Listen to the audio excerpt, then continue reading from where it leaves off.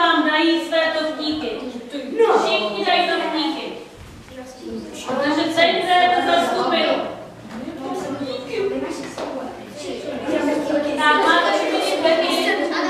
Výborně. Tak a poprosím kapitánky v podstatě, aby šli si vybrat, za jakou civilizaci budou bojovat. Tak pojďte všechny, děvčata.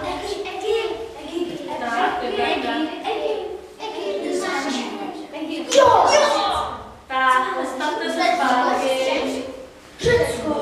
Takže vidíte, který má území, takže obsaďte svá území. Tady jsou Egypťani, Řekové jsou tadyhle a Římani jsou tady. Římani mají zelená písmenka, Tak, můžete začít otáčet, tady máte knížky a začněte hledat ve slovníčku. Ve slovníčku začněte hledat.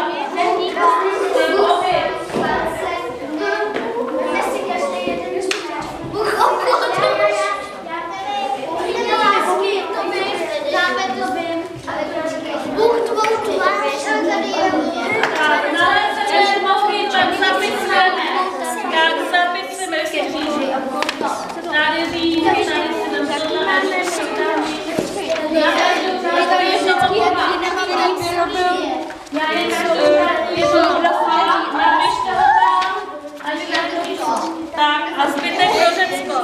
Řecko, kdo se chopí papíru, každá řádka jeden bůh, napsat a nalepit potom artefakty.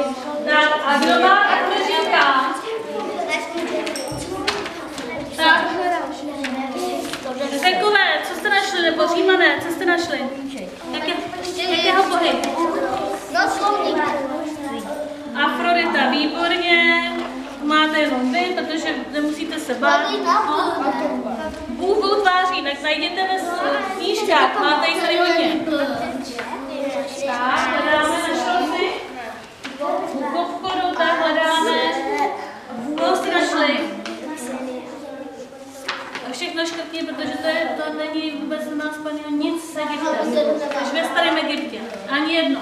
A každý bůh je na jedné řádce. Musíte to hledat ve slovníčku, jak jsme si to říkali.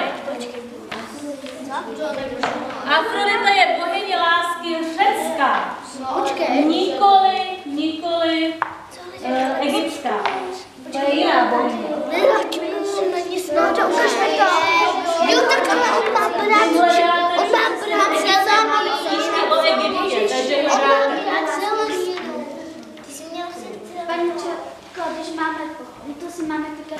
Kartičky nedávejte někam, protože budete ještě potřebovat.